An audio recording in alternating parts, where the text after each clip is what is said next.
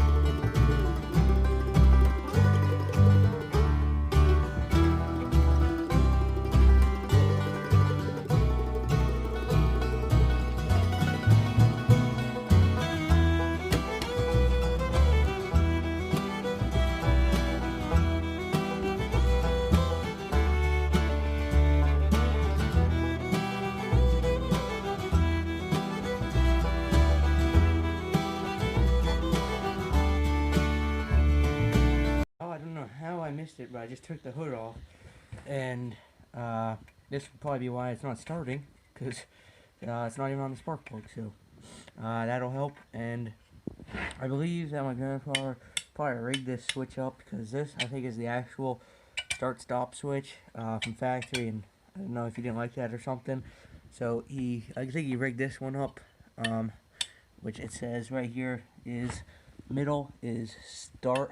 So this is a 3-position switch. So we got a middle, and now we got our spark plug wire on there. So now let's see what it'll do.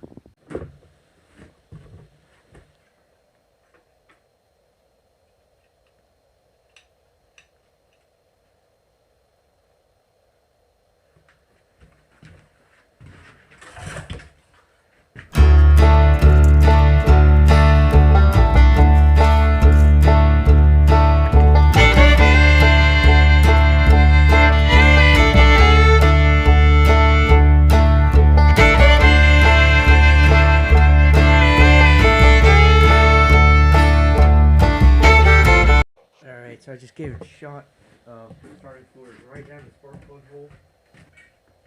Alright, here we go. Nothing.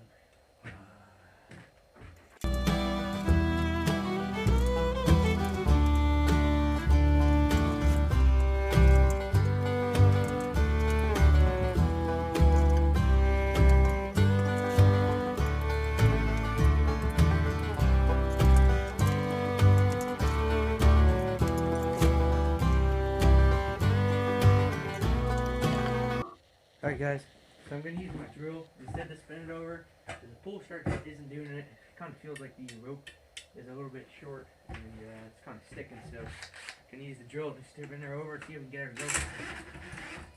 Oh.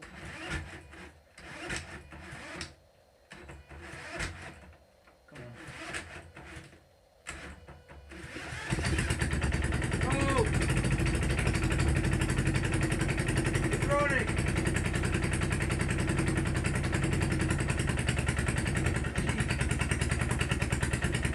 Runs real mid. It's an idle. Listen how smooth that thing runs. I'm telling you, these old motors, guys, they just don't die. I'm guessing it's running on its own. I thought it was running on its own fuel. Got a pretty bad leak. But let's raise the RPM here a little bit. Maybe that'll help.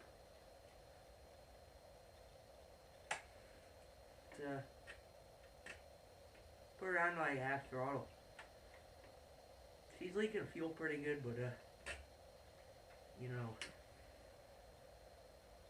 I mean, if it runs, you know, it's been sitting for 40 years, so obviously it's gonna have some issues, but that seemed to run pretty good there.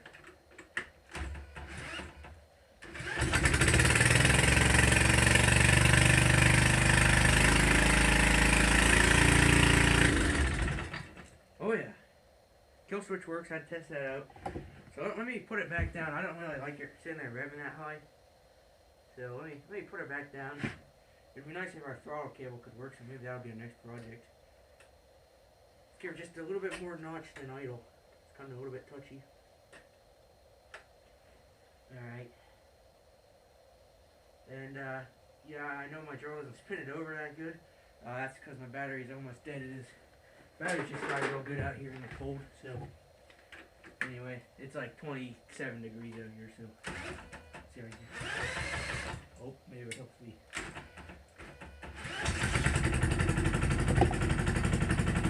Oh yeah. That runs good. That thing's quiet too.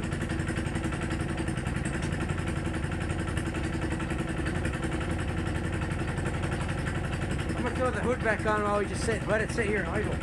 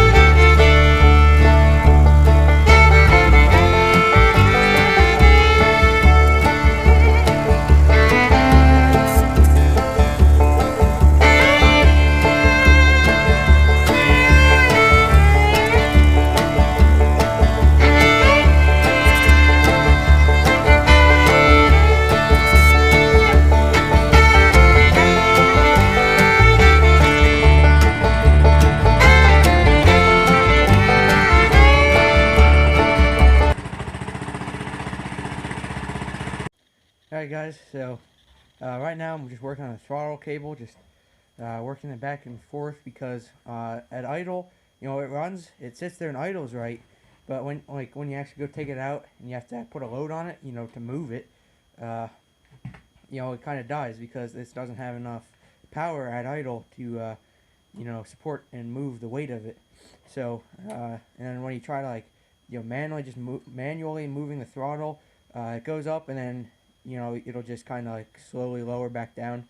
So I had to get the throttle working, so I took it off and I just sprayed the whole cable in WD-40 the whole way down. I just soaked it all, just on the the mist feature, because this is just a plain steel cable. There's no like rubber coating on it.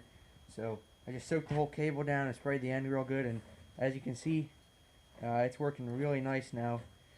So we're going to put it back on here, start it back up, and see how that cable works. And if everything works right there, as you can see, periodically fuel just drips down from that fuel water separator. So we're going to have to take that apart, figure out how to fix it, and figure out where that leak's coming from. But we got to get the throttle cable on and see how it runs. Now that we can take it out and use that throttle cable, because the goal for today is to get the snowplow mounted up, and hopefully we're supposed to get like 1 to 3 inches, so that should be a good, you know, test run for it, and then we can see how it works in the snow. Alright guys, so now I got the throttle working, so watch this right here, that's gonna move. So as you can see, I got it working. So let's fire it back up and see how it runs.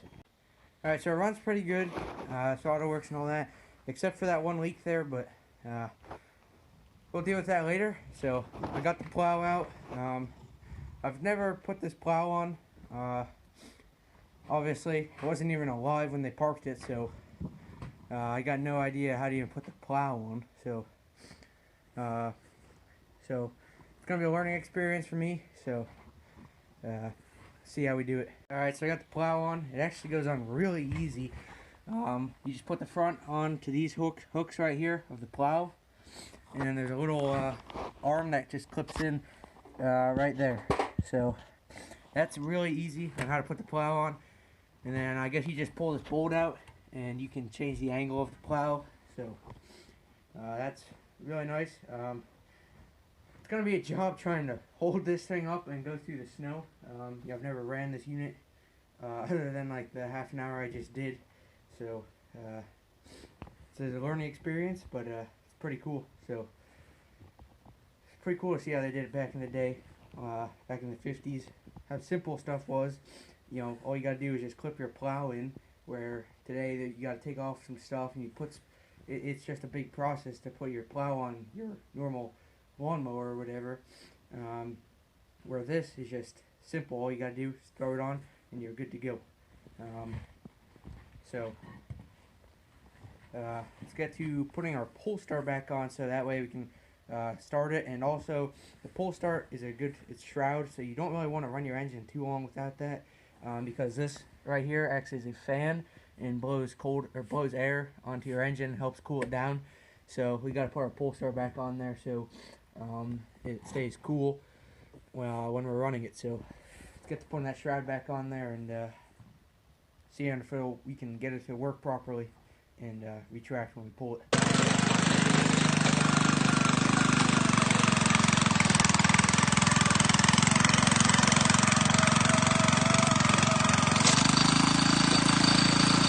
Alright guys, so there you seen it. You just see me messing around in the driveway. I was able to get it to run pretty good, and it didn't stall out at all. I had it running for probably an hour in that clip, like before and after that clip. So in that time period I had it running for an hour, so I probably had it running for an hour and a half so far, and it runs pretty good.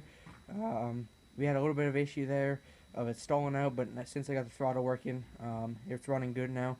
And you know, again, it hasn't been ran in 40 years, so running for 40 years, it runs insanely well. As you guys seen, starts up and idles.